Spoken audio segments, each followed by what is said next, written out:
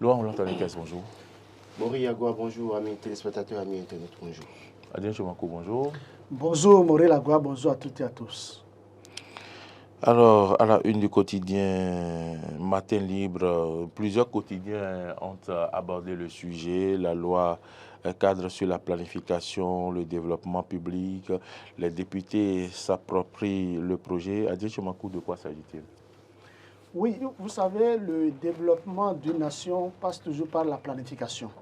Et ça, il faut le dire, le développement de toute association, de tout organisme, de toute structure passe inéluctablement par bel et bien la planification. Donc, il faut tout planifier. Et je pense que c'est dans cette optique que le gouvernement a bien voulu que les députés à l'Assemblée nationale l'accompagnent à mieux planifier le développement. Vous savez, quand le gouvernement de la rupture a pris le pouvoir, et il y a 7 ans, on a constaté que beaucoup d'endroits ont été assainis. Quand je prends plusieurs artères ont été, des gens ont été délogés. Il y a eu l'ouverture des voies au niveau du stade de l'Amitié, un peu partout. Des ruelles ont été élargies et nous avons compris que le bien public appartient à tout un chacun de nous et que des gens ne peuvent pas s'en accaparer. On voyait les bonnes dames, des gens qui prenaient d'assaut les voies et qui posaient leurs marchandises un peu partout. Aujourd'hui, maintenant, on a compris que le gouvernement a élargi la voie et qu'il y a une disposition qui a été prise. Et les voies pavées sont dégagées, on peut circuler librement. Donc, ça a été les premières actions tout à fait. Ça fait partie du préfet, le tout-puissant préfet Tobola en son temps. On a constaté aussi beaucoup d'autres choses en matière de développement et je pense que c'est pour mieux formaliser toutes ces actions que le gouvernement a initié ce projet de loi qui est actuellement en étude à Dassa Zoumé, à l'hôtel Djeko de Dassa. Les députés se sont penchés là-dessus pour mieux comprendre l'importance de ce projet de loi et je pense quand même que nous aurons à saluer les partenaires techniques et financiers, le PNUD, qui a mis des moyens à la disposition des honorables députés à l'Assemblée nationale afin que ce projet de loi soit bien étudié et que des propositions concrètes soient faites pour que les uns et les autres ne soient pas lésés. Je pense que c'est une initiative noble, une très bonne initiative que nous devons encourager et que d'une manière ou d'une autre, quand les députés, puisque vous savez, il y a 2 commissions qui s'occupent de cela, il y a la commission du plan et aussi la commission des lois. Ce sont les 2 commissions qui ont réfléchi sur le sujet quand le projet a été soumis à l'Assemblée nationale. Je vais parler du bureau de l'Assemblée nationale. Ce projet a été affecté aux honorables députés membres de ces 2 commissions. Donc actuellement, le chef de file, celui qui représente le gouvernement béninois, c'est bel et bien Abdoulaye Biotchane, même si le ministre... Est-ce qu'il est présent, il participe à ce séminaire d'Assa? Il participe à ce séminaire d'Assa. Il n'est pas en Chine? Non, non, pas du tout. D'accord. Même si le ministre Tonato est à ses côtés, je pense quand même que tout va bien se passer, que bon, l'avenir, c'est maintenant. Le mieux, c'est de planifier davantage notre développement. L'avenir, c'est maintenant, vient nous dire Adrien Chomanko. Laurent Roland une loi cadre sur la planification du développement et l'évaluation des politiques publiques, c'est pas trop tôt. Non, en fait, un gouvernement, c'est une vision. Donc la vision doit être partagée par les différents acteurs du pays. En réalité, quand on prend les acteurs, on prend au premier point, les députés qui sont censés être informés des ambitions du gouvernement, de la vision du gouvernement dans une certaine mesure. Et donc, quand le gouvernement a une ambition, cela passe nécessairement parfois par des lois. Et ces lois, il faut mieux expliquer ces lois à ces députés qui sont censés, en tout cas, contrôler l'action du gouvernement et légiférer. Donc, avant de voter une loi, il vaut mieux comprendre les contours de cette loi et dans quelle mesure est-ce que cette loi peut rendre service à la communauté plutôt que de primer les intérêts des communautés. Et donc, quand on parle de planification, justement, parce que quand vous regardez un peu la vision depuis 2016, on peut se réjouir de ce que, oui, il y a une ligne qui est suivie, il y a des outils précis qui sont suivis. Et donc, en la matière, si on doit continuer dans la même lancée, il vaut mieux associer les députés. C'est une bonne chose que d'associer aujourd'hui les députés. Et souhaitons qu'au sorti de cet atelier d'imprégnation, que les députés aient des éléments probants, histoire de voter cette loi et d'éviter aussi, en tout cas, de soustraire de cette loi aussi peut-être des dispositions qui n'arrangeraient pas les populations dans cette mesure. Parce qu'il ne suffit pas de s'imprégner des contours d'une loi et d'aller voter, mais il faut tenir compte de ce que ça apporte à la communauté et ce que ça peut créer comme dommage dans la communauté, comment faire en sorte que ces dommages ne soient pas des dommages assez grands. Parce que en toute chose, tout ce que nous faisons, il y a toujours malheureusement des situations qui peuvent amener il y a des situations qui peuvent amener à faire des sacrifices, et donc toute réforme dans cette mesure appelle un sacrifice à un moment donné, mais il ne faut pas que le sacrifice soit énorme pour les populations. Le sacrifice ne doit pas être énorme pour les populations, comme le dit Laurent Roland Tonné-Ikes, mais l'autre sacrifice, c'est que bientôt il va falloir commencer la rentrée, mais il y a un problème que je voudrais vous poser. Connaissant la commune d'Abomey-Calavi, en ce moment, vous savez bien qu'il y a le pont qui mène vers le Sueje Nokwe, qui est en réfection, avec la voie adjacente qui va sous l'échangeur, et alors que toutes les routes sont barrées du côté de l'église protestante, je me demande si on est à Godomé, merci, si on est à 2 semaines de la rentrée et que, vous savez, les parents dévient par le marché et prennent pas la voie pavée, prennent pas le Sueje Nokwe et continuent vers Fifadi pour désengorger un peu Toyota. On se demande si cette voie n'est pas achevée, comment ça va se passer cette rentrée? On va assister à un embouteillage infernal. Oui, ça va être difficile malheureusement pour les populations qui vivent dans la zone parce que, comme vous le dites si bien, de l'école Savé, je crois, jusqu'au niveau du pont et notamment au niveau du l'école Nokwe. Oui, au niveau du pont parce qu'il faut traverser le pont pour aller au Nokwe. Voilà, donc il y a aussi la petite intersection qui s'offre par l'échangeur qui est aussi en chantier. Et oui, ça va être un problème pour les citoyens, notamment pour nos enfants, les jeunes enfants, les élèves, les enseignants également qui vivent dans la zone. Et qui d'ailleurs parfois, quand vous qui vous êtes à Calavi, que vous devez aller au Sueje là-bas, au Sueje Nokwe, vous venez au niveau du Godomé, de Carrefour, Godomé, au niveau du marché, vous ne bifurquez pas là. Absolument. Mais dans le cadre d'espèces maintenant, vous serez obligé de contourner par le Carrefour Bénin Marché là-bas, ce qui va être énorme pour la population. Et ça va encore davantage augmenter la difficulté pour ceux qui iront au boulot les matins en empruntant ce tronçon. Je veux bien croire que, bon, oui, parce que j'ai vu qu'il y a quelques jours, il y avait une déviation qui normalement devait être effectuée du côté au niveau du pont, de l'échangeur vers le pont dont on parle. Parce qu'ils ont commencé par remblayer à un moment donné, faire un certain nombre de travaux, mais après, je ne sais pas ce qui s'est passé. Mais ce qu'on va dire peut-être aux autorités, c'est peut-être de sommer l'entreprise qui se charge des travaux de très vite faire, parce que ça va beaucoup jouer sur nos enfants. On est le 1er septembre, la rentrée c'est le 18 septembre, donc c'est dans 2 semaines, c'est déjà là d'ailleurs, parce qu'il faut enlever les week-ends et voir les jours ouvrables, et donc vous vous rendez compte que c'est vite allé. Donc peut-être que les autorités, notamment le ministère du cadre de vie, qui doit certainement se pencher sur la question et sommer l'entreprise d'aller très vite, ne serait-ce que libérer, même si on ne peut pas libérer la section qui mène vers le pont, l'échangeur, c'est que faire en sorte que la section EPP sa vie, le pont, traverser le pont. EPP Rolacom. Rolacom, pardon, voilà, c'est ce que je voulais dire. Rolacom, traverser le pont, aller, que au moins ce tronçon-là soit vite aménagé pour le bonheur des élèves, des apprenants et des enseignants. Ça va être beaucoup faciliter la chose. Maintenant aussi, vous avez évoqué un problème qui est aussi important. Les travailleurs qui quittent Cotonou, la plupart du temps, il y en a qui ne prennent pas par le bitume, mais qui préfèrent prendre part derrière le stade de l'amitié, et stade général Mathieu Kékou, pardon, et sortir par Godomé là. Mais il faut préciser que ces sorties-là font que parfois l'embouteillage est dense au niveau du Carrefour, au niveau de Godomé. Et vous allez voir, moi je pense, parce que pour une fois, moi je peux être d'accord avec les policiers, le simple fait de bloquer la voie des deux côtés. Quand vous quittez, vous appelez la maison Gilles Lapino, je dis, voilà, le Tolegba, vous quittez là-bas pour venir, ou bien vous quittez, comment vous appelez oui, voilà, non, vous quittez la clinique, comment vous appelez, Bioso, pour venir là. Le fait de bloquer l'entrée par là, vous allez voir qu'il y a une seule file qui quitte Cotonou. Oui, et la voie, elle est vous ne faites pas, la circulation est fluide. Voilà, c'est vrai que ça traîne un peu, c'est lent, mais ça évolue.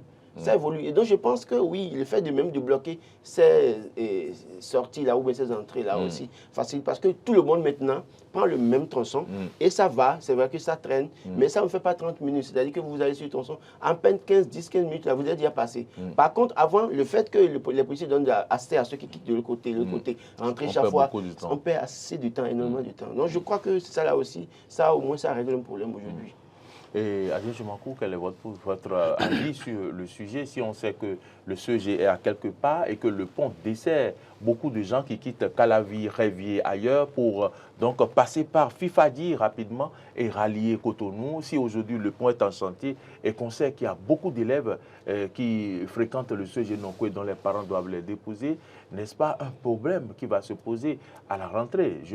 Mon inquiétude, c'est que des enfants vont quitter la maison normalement à 7 h et se retrouver à leur boulot à midi, à l'école à midi, à cause de l'embouteillage de Godomé. Dans ce cas, il faut se réveiller à 3 Monsieur Borel, vous savez, on ne fait pas des omelettes sans casser des œufs. On ne fait pas des œufs sans casser des œufs. Oui, donc il faut dire que la vie est faite de problèmes. Si vous ne souffrez pas, vous ne pouvez pas vous en sortir. C'est de ça qu'il est question. C'est ça là, seul vous voyez, à partir du 15 janvier, doit démarrer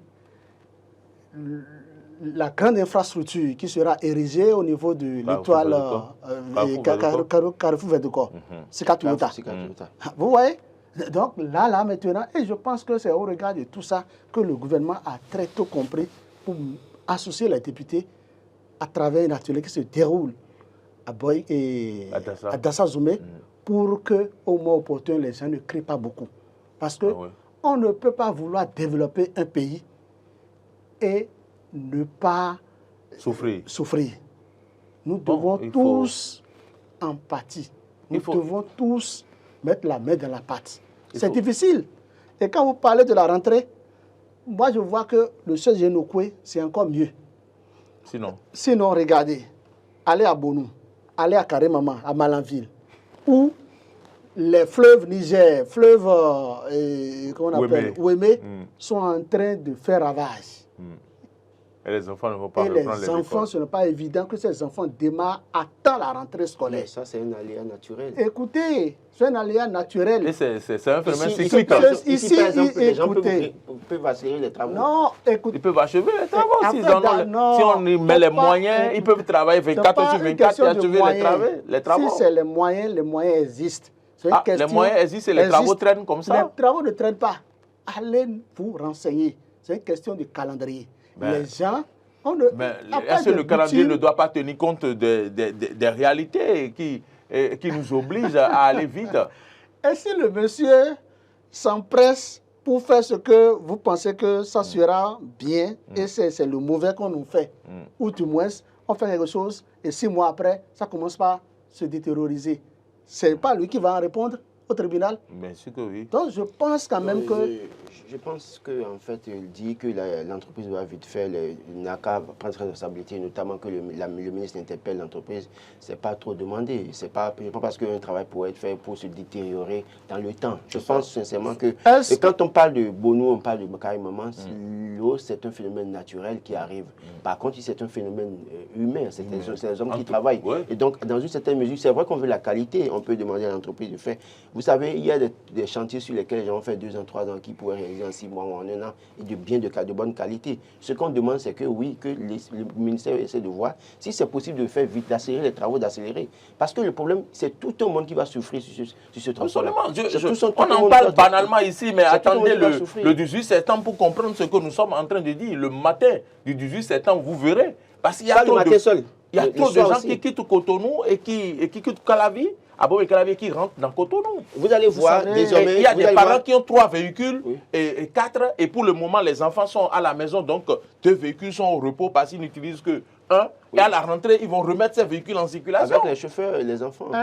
Est-ce que nous allons construire notre nation? Est-ce que nous allons développer le pays?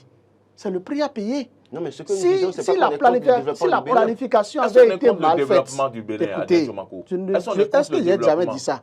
Oui, mais ce que je dis, le comprenez. Développement aussi, quand on dit planification, c'est aussi ça. C'est faire des projections. Si on a des travaux à réaliser, qu'on les réalise dans le temps, en tenant compte de la rentrée, en tenant compte d'autres événements. Ça, c'est planifié. C'est aussi planifié. Je pense que c'est au lendemain des vacances, du démarrage des vacances de moins, que les travaux ont commencé là. Oui, je suis d'accord. Alors, donc, les gens ont bien réfléchi, ils ont compris que les élèves étaient en train d'aller à l'école. Maintenant qu'ils ne pouvaient pas commencer. Et c'est quand l'année scolaire s'est achevée et que démarré les travaux. Que les travaux ont démarré. Si les travaux ont démarré, ils n'ont qu'à bien penser à finir aussi les travaux avant la rentrée. Ils ne peuvent pas terminer avant 3 mois. Soyez raisonnables, même s'ils travaillent de jour comme de nuit. Ce n'est pas un petit chantier.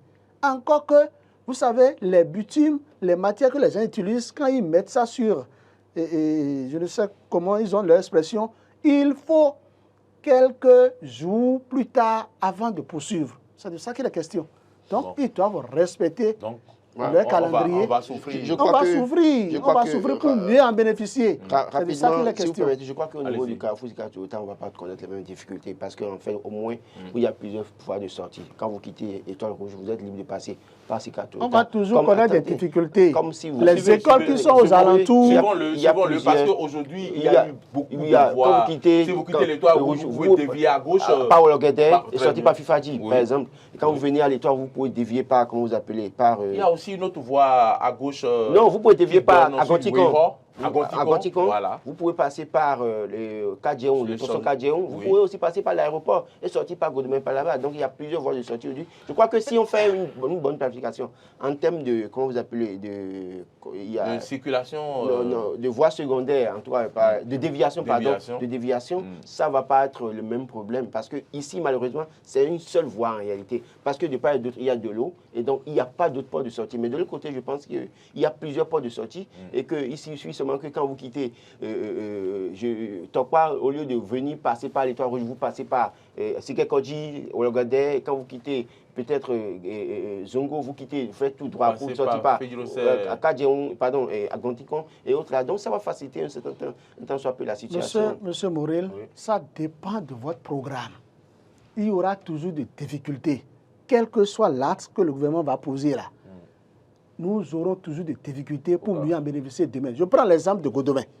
Il a dit tout à l'heure, il a félicité la police, que moi-même je félicite, pour dire que la police a bien fait de barrer la voie. Écoutez, quand vous quittez aujourd'hui, écoutez bien, hein, aujourd'hui maintenant, si vous voulez vous rendre à Agla à Plomé, et que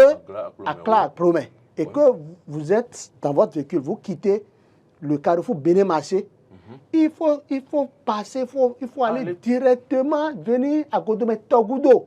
Et si vous avez la malchance que Godemain Togoudo même est bloqué, il faut aller au carrefour Ita pour faire demi-tour et revenir. Vous pouvez également aller à la boulangerie Saint-Denis. Vous passez par l'échangeur là. Vous avez l'échangeur. Oui, l'échangeur qui s'est dégradé, qui garde les véhicules. L'échangeur. Tu parles du bas de l'échangeur, non? Non. Quand vous êtes côté là, au lieu de prendre la voie de Calavi là, vous montez sur l'échangeur, vous allez tourner au premier carrefour. Au premier carrefour, vous tournez là. C'est simple au niveau du carrefour boulangerie de Saint-Denis. Oui. Pour revenir, quand vous quittez Calavi, il y a deux voies devant vous. Vous allez à Calavi. Ou ça, vous prenez l'autre voie qui vous amène à Kokodji. Vous montez par là. Vous descendez au niveau du carrefour. Et vous tournez. C'est simple. C'est très simple. Vous n'avez pas besoin d'aller juste là-bas. Nous allons toujours contribuer à la réalisation de ces édifices. Ça veut dire quoi? Contribuer à brûler de l'essence aussi. Oui, c'est ça. C'est de ça que je parle. Non, c'est une partie du sacrifice que nous devons faire. Nous devons tous nous sacrifier pour... Merci. Alors, donc le président de la République, oui, il a été effectivement arrivé en Chine, loin Roland Torniquès. Hier, il a eu le temps de visiter le musée des communistes, on peut le dire comme ça, du Parti communiste chinois. Et donc aujourd'hui, il va rencontrer le président Xi Jinping et il y aura 3 heures de tête-à-tête.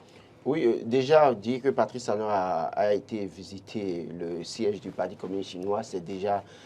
en tout cas, vous savez que Patrice Talon qui est arrivé au pouvoir en 2016, sa première vision, c'est de réformer le système partisan. Et donc déjà à l'époque, on disait que la mouvance aura une seule formation politique, que en réalité la vision c'est de ne pas avoir au-delà de 5 formations politiques. C'était une vision. Oui. Malheureusement, les réalités du terrain ont contribué à ce qu'aujourd'hui nous ayons d'abord 2 formations majeures qui soutiennent le chef de l'État, mais après, en dehors de ces 2 formations majeures qui ont des élus aussi bien au niveau des maires qu'au niveau de l'Assemblée nationale, il y a d'autres formations qui le soutiennent également.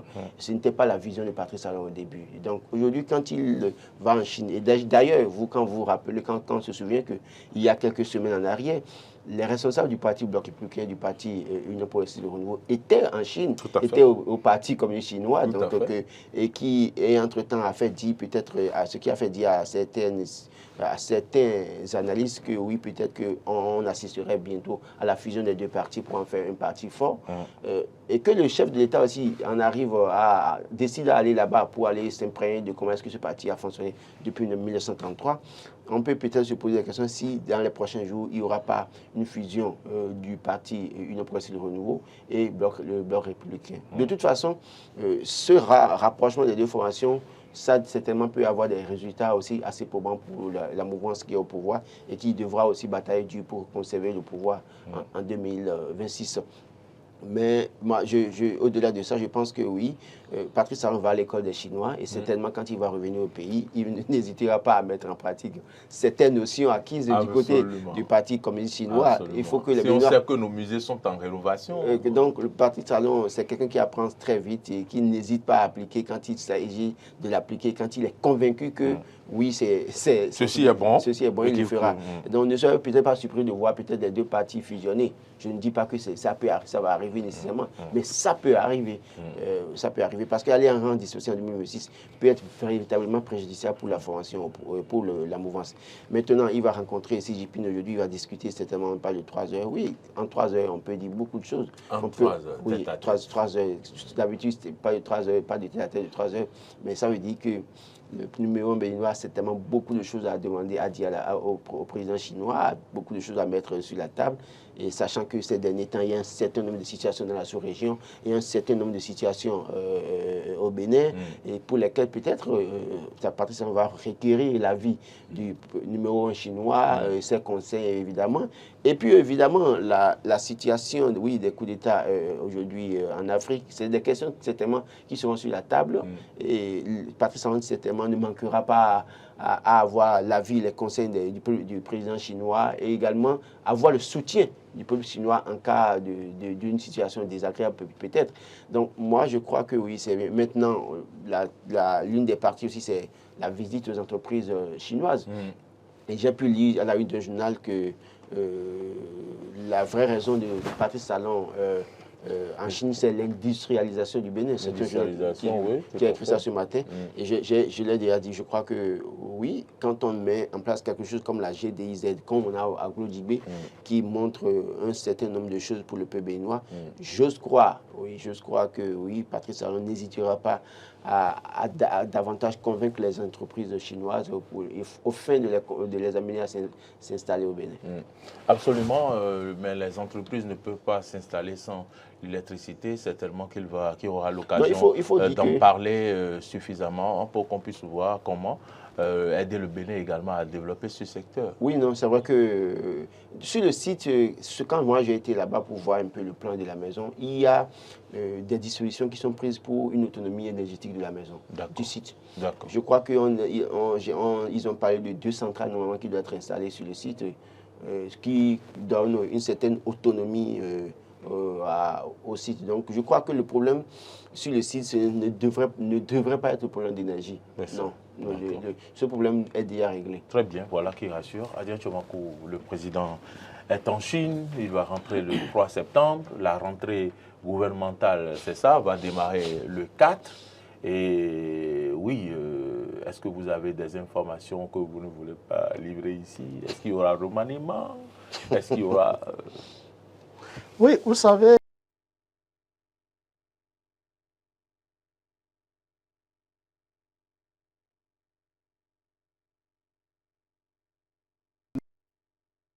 déjà représenté par le chef de l'État en Chine.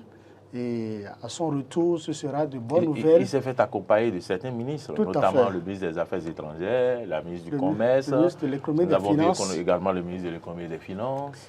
Donc je pense qu'il y aura de bonnes informations, de bonnes choses que Patrice Talon doit nous ramener au bercail et que dès le lundi prochain, jour de la rentrée gouvernementale, peut-être qu'à son retour aussi, tel que vous le dites, si bien il peut procéder à un petit remaniement ministériel. Tout est possible. Tout est possible. Tout est possible. Tout est possible, comme vous le dites. La Constitution du Bénin lui confère cette prérogative. Il peut remanier à tout moment. Même de là-bas, il peut remanier. Je pense quand même que... On va s'intéresser à un dernier sujet avant que je ne prenne congé de vous. Nous avons remarqué qu'à la une d'un quotidien, un quotidien a parlé de, je ne sais pas si vous avez vu, de rentrée qui risque d'être perturbée.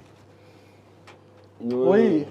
Bon, est-ce que la rentrée sera perturbée? Les syndicalistes aujourd'hui ne sont plus dans la posture de l'ancienne méthode, je pense. C'est vrai qu'ils en appellent au paiement de la prime en une seule tranche, d'accord, mais est-ce que c'est ça qui va les amener à plomber la rentrée, à perturber la rentrée? Je ne suis pas certain. Toujours est-il qu'ils vont continuer à réclamer, à revendiquer ce qui est de leur droit et au gouvernement de réagir au plus vite. Je crois que, comme il est dit, le chef de l'État revient.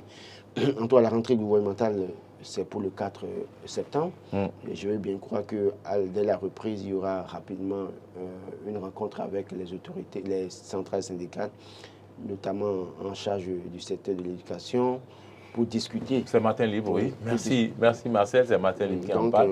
Risque de perturbation de la rentrée. Et comme je reviens sur la question que je vous avais posée, la perturbation sera de quel côté quand on sait qu'ils n'ont que 10 jours de Oui, grève, justement, c'est ce que je dis. C'est-à-dire qu'eux-mêmes, ils sont conscients des 10 jours. Ce qui fait qu'aujourd'hui, même quand il y a des problèmes, ils ne vont plus en grève comme ça, comme avant. Ils auraient pu revendiquer l'année passée, aller en grève pendant au moins que, ne serait-ce que pour épuiser les 10 jours. Mais vous allez voir que depuis un moment, ils ne vont même plus en grève. Excusez, ils réclament jusqu'à ce qu'on leur donne satisfaction. Ou parfois, ils n'ont pas de satisfaction, mais bon, ils continuent leur travail. Ce qui est sûr, chacun fait son travail dans la République. Et oui, maintenant, quand on parle de perturbation aussi, ça peut être du fait des aléas climatiques, parce qu'aujourd'hui, le simple fait que de savoir que dans certaines localités, les gens ne pourront pas commencer les cours le 18 septembre, c'est que la rentrée est perturbée dans ces localités, qu'on le veuille ou pas. Donc, quand je prends Soava, je prends la commune des Aguégués, je prends Bonou, je prends Adjon, je prends Karimaman, ces localités, Malanville. Et il y a des centres, des écoles qui ne seront pas ouvertes le 18 septembre, malheureusement. Il va falloir attendre octobre avant d'ouvrir les portes à ce niveau-là. Donc, pour ces populations, ces enfants dans ces localités, la rentrée est perturbée. Maintenant, voilà, c'est au gouvernement de voir comment faire. C'est vrai que pour ces localités, il n'y a pas de solution. Mais pour ce qui concerne les actions à faire par le gouvernement pour l'amélioration des conditions des travailleurs et des enseignants, le gouvernement a le dernier mot et je veux bien exhorter le gouvernement à se pencher sur cette question des enseignants et de le régler au plus tôt. Très bien. Merci Laurent Roland-Tonekes. À bientôt. Non, l'idéal, c'est que la rentrée scolaire ne soit pas perturbée, que le gouvernement écoute les centrales et confédérations syndicales en charge de la rentrée scolaire, de l'année académique, que les uns et les autres s'entendent afin que le problème soit très vite résolu. Une chose est claire, la rentrée aura lieu, la pré-rentrée c'est le 11 d'ailleurs.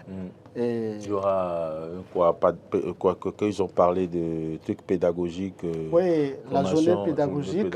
Le 13 septembre pour les enseignants du primaire. Tout à fait. Ils ont un calendrier bien conçu. Et la rentrée proprement dite, c'est bel et bien le 18 septembre. Donc je pense quand même que le gouvernement, dès sa reprise, le mardi prochain. Mais vous avez souhaité qu'on ramène la rentrée peut-être en octobre pour permettre. Moi, c'est mon souhait le plus ardent que tous les enfants démarrent le même jour, parce que là où il y a les aléas climatiques qui se pointent déjà à l'horizon. On ne va pas les attendre pour les examens de fin d'année. Le calendrier sera connu. Le calendrier est établi depuis. Établi même. Et les localités là, c'est peut-être 10%.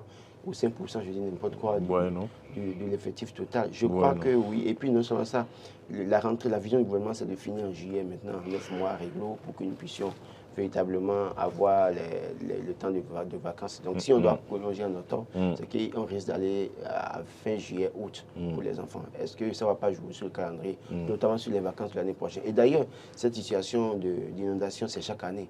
C'est vrai qu'il faut trouver peut-être des solutions pour ces milieux-là. Ailleurs, les gens vont à l'école, mais dans des milieux qui sont inondés.